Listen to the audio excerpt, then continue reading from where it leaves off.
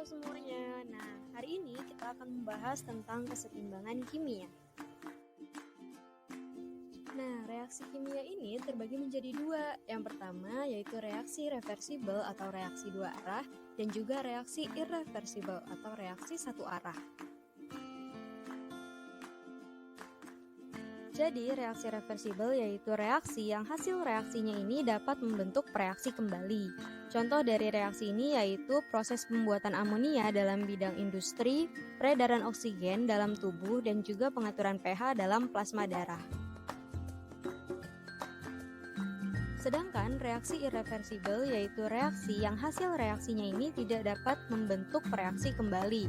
Contohnya yaitu pembakaran kertas menjadi abu, pembakaran bensin yang menghasilkan asap, dan juga logam natrium yang bereaksi dengan air. Kali ini kita akan fokus untuk membahas reaksi kesetimbangan.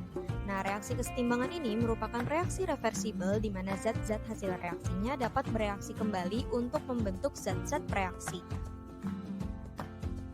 Kemudian dikenal juga istilah reaksi kesetimbangan dinamis. Reaksi ini akan berlangsung bolak-balik dan juga terus-menerus tanpa berhenti. Keadaan setimbang yaitu suatu keadaan di mana laju reaksi ke arah kanan atau pembentukan hasil reaksi akan sama dengan laju reaksi ke arah kiri atau pembentukan zat-zat reaksi. Pada reaksi kesetimbangan juga membahas tentang tetapan kesetimbangan. Nah, sebenarnya apa sih tetapan kesetimbangan itu sendiri? Yuk, mari kita simak bersama-sama penjelasan berikut ini.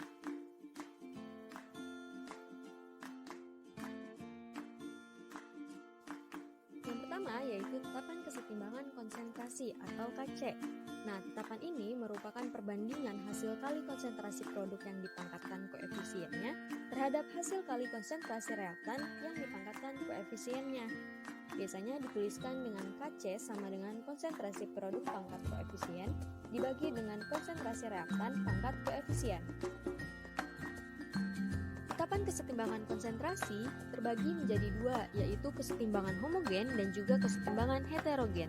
Kesetimbangan homogen terjadi jika fase reaktan dan juga produk yang terlibat dalam reaksi wujudnya sama, yaitu gas seluruhnya ataupun larutan seluruhnya. Sedangkan kesetimbangan heterogen terjadi jika fase reaktan dan juga produk yang terlibat dalam reaksi wujudnya berbeda. Nah, zat yang mempengaruhi tetapan kesetimbangan konsentrasi hanyalah zat yang berwujud gas dan juga larutan.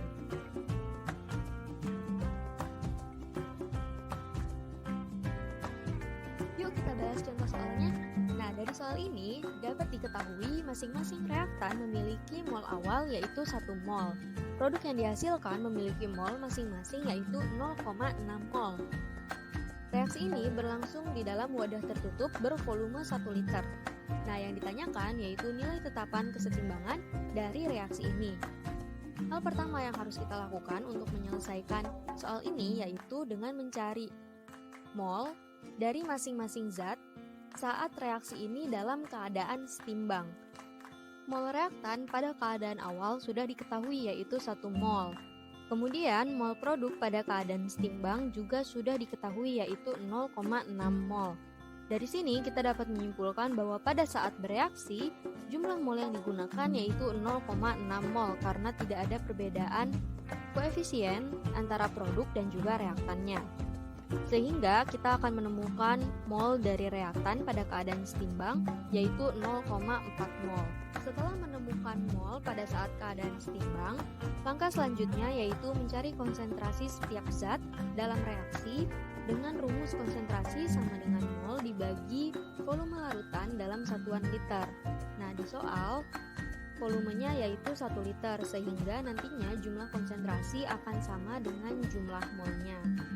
Setelah itu bisa langsung dimasukkan ke rumus KC sama dengan konsentrasi produk pangkat koefisien dibagi konsentrasi reaktan pangkat koefisiennya. Nanti hasilnya yaitu 2,25. Yang kedua yaitu tetapan kesetimbangan tekanan parsial atau Kp. Harga Kp ini ditentukan berdasarkan perbandingan hasil kali tekanan parsial produk yang dipangkatkan koefisiennya terhadap hasil kali tekanan parsial reaktan yang dipangkatkan koefisiennya. biasanya dituliskan dengan Kp sama dengan tekanan parsial produk pangkat koefisien bagi tekanan parsial reaktan pangkat koefisien. Pada kesetimbangan tekanan parsial, hanya zat dengan fase gas yang dapat mempengaruhi tetapan kesetimbangannya. Zat yang terlibat masing-masing akan memiliki harga tekanan parsial atau P yang dapat digunakan untuk menentukan harga Kp-nya. Nah, untuk menentukan tekanan parsial suatu zat dari tekanan parsial totalnya dapat digunakan persamaan berikut. Tetapan kesetimbangan tekanan parsial juga dibagi menjadi dua, yaitu kesetimbangan homogen dan juga heterogen. Kesetimbangan homogen terjadi jika pada suatu reaksi terdiri dari zat-zat yang memiliki fase yang sama, yaitu gas seluruhnya.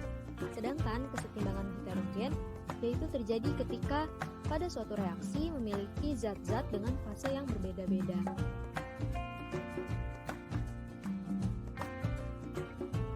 Yuk kita bahas contoh soalnya.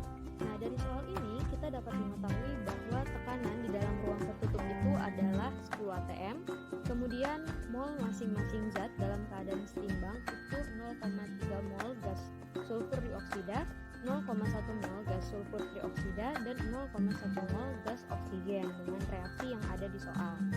Kemudian kita disuruh menentukan harga Kp untuk reaksi yang seperti itu. Untuk menyelesaikan soal seperti ini, yang pertama kali harus dilakukan yaitu mencari nilai tekanan parsial masing-masing zat yang ada di dalam reaksi ini dengan rumus tekanan X sama dengan mol X dibagi mol total, kemudian dikalikan dengan tekanan totalnya. Nah, mol total ini didapatkan dari jumlah mol masing-masing zat dalam keadaan setimbang. Nah, karena di soal sudah diketahui mol dalam keadaan setimbang, jadi tinggal dijumlahkan saja untuk menemukan mol totalnya, yaitu 0,5 mol. Tekanan total sudah diketahui dari soal, yaitu 10 atm. Sehingga tinggal dimasukkan saja ke dalam rumus, kemudian dihitung masing-masing tekanan parsial zatnya. Setelah itu, bisa dimasukkan ke rumus Kp, yaitu tekanan parsial produk dipangkatkan koefisiennya dibagi dengan tekanan parsial reaktan dipangkatkan dengan koefisiennya, lalu ditemukan hasil 18 atm.